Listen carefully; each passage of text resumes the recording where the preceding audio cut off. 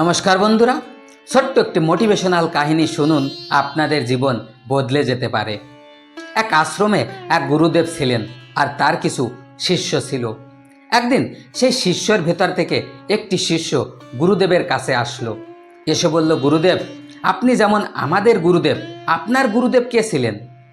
তখন সেই গুরুদেব বললেন যে আমার গুরুদেব অনেক, হাজার হাজার। আমি যদি তাদের নাম বলতে যাই তাহলে 1-2 দিন পার হয়ে যাবে, তবুও তাদের নাম শেষ হবে না। তাই তুমি যখন জানতে চাইছো, তখন আমি আমার বিশেষ 3 গুরুর সম্পর্কে তোমাকে বলছি, শোনো।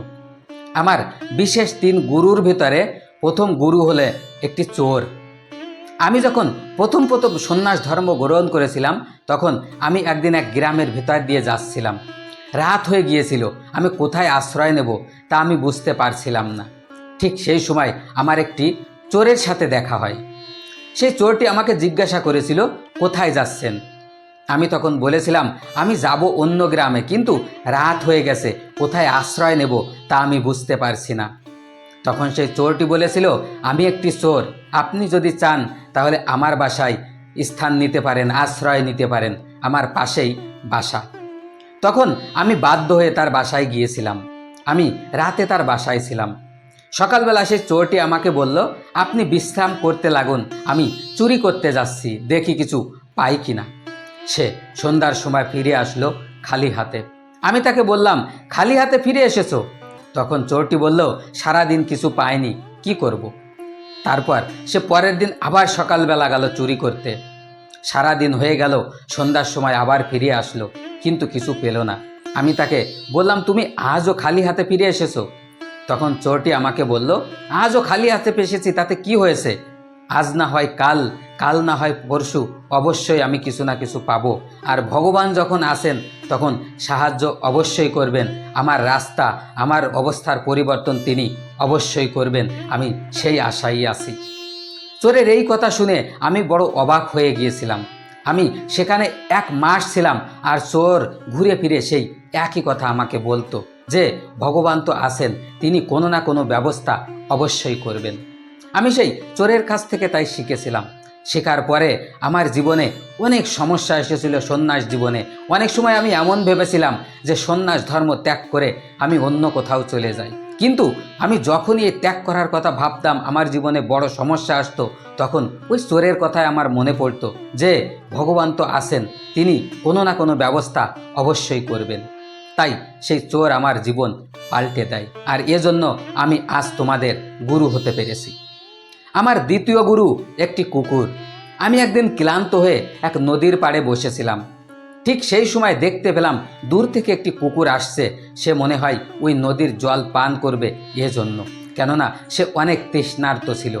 সে যখন সেই নদীর জল খেতে গেল, তখন হঠাৎ করে সে ভয় পেল। সে যখন নিচে হলো, তখন নদীর জলের ভেতরে তার ছায়া দেখতে পেল।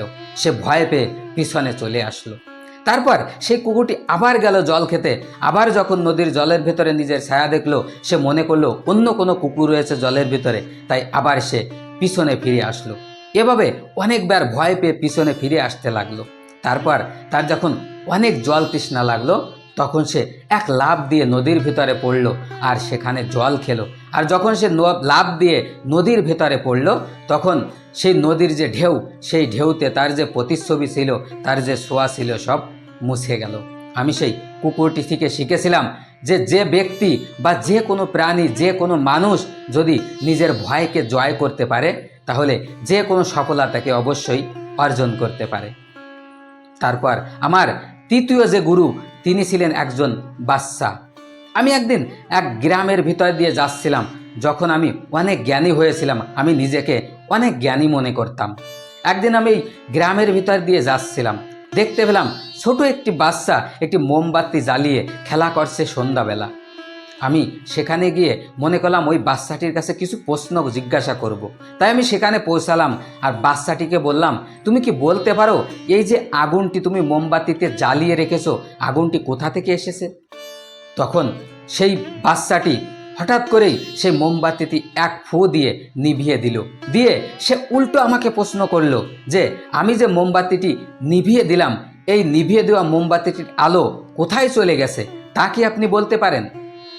সেই বাচ্চাটির এই প্রশ্ন শুনে আমি অবাক হয়ে গিয়েছিলাম। আমি তার উত্তর দিতে পারিনি, আমি লজ্জা পেয়েছিলাম।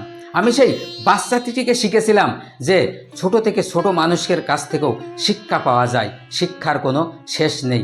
আর জ্ঞান নিয়ে কখনো গর্ব করা উচিত নয়, অহংকার করা উচিত নয়। আমরা প্রতিনিয়ত কোনো না কোনো শিখছি, আমরা যা শিখছি কোনো না কোনো গুরুর কাছ থেকেই প্রতিনিয়ত শিখছি। তাই শিক্ষার কোনো শেষ নেই। আর আমরা যেহেতু প্রতিনিয়ত কিছু না কিছু কারোর কাছ থেকে শিখছি, তাই এই দুনিয়ায় আমাদের গুরুরও অভাব নেই, অসংখ্য গুরু রয়েছে।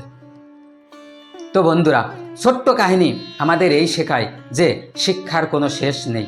আমরা ছোট থেকে ছোট মানুষ বা যে কোনো মানুষের কাছ থেকে কোনো কিছু শিখতে পারি। তাই শিক্ষার কোনো শেষ নেই। আর জ্ঞান নিয়ে কখনো অহংকার করবেন না, কেননা যে কোনো সময় যে কোনো মানুষের থেকে শিক্ষা পাওয়া যায়। আর আমার এই ছোট্ট কাহিনীটি যদি ভালো লাগে তাহলে অবশ্যই একটা লাইক আর একটা সাবস্ক্রাইব করে বেল আইকন প্রেস করে দেবেন, যেন আমি আপনাদের সাথে জুড়ে থাকতে পারি।